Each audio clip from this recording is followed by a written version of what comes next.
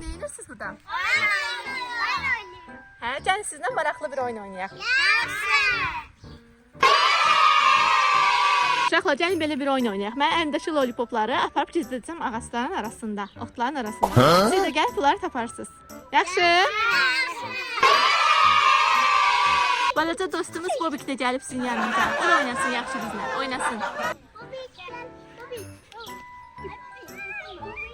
İndi siz Bobiklə oynayın, amma mən tərəfə baxmayın. Mən bunları gizlədəcəm İlker, yaxşı İlker? Oynayın taş kağıt makas. İlker.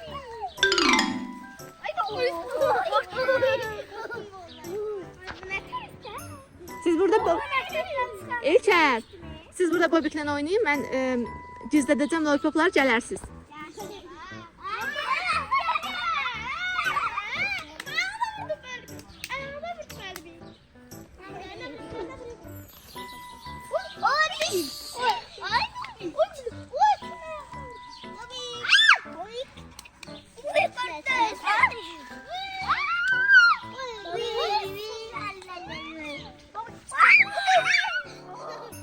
Korkma.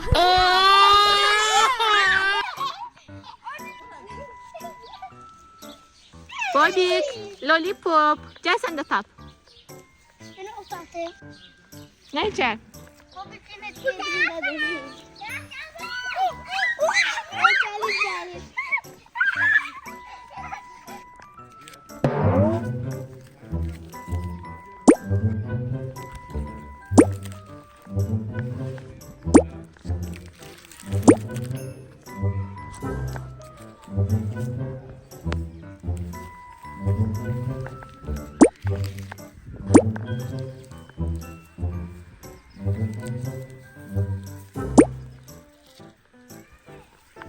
Uşaqlar, gəlin.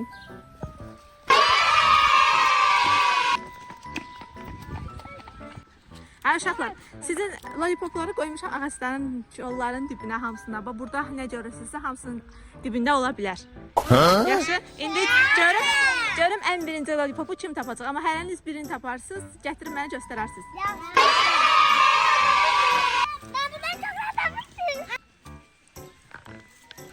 Üç lollipopu üstə tapdı. Daha hələ sən tapmamısan? Axtar taparsan.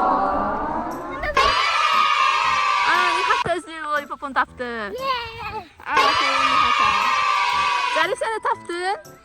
Aferin Zərif'e. Sen de tapdın.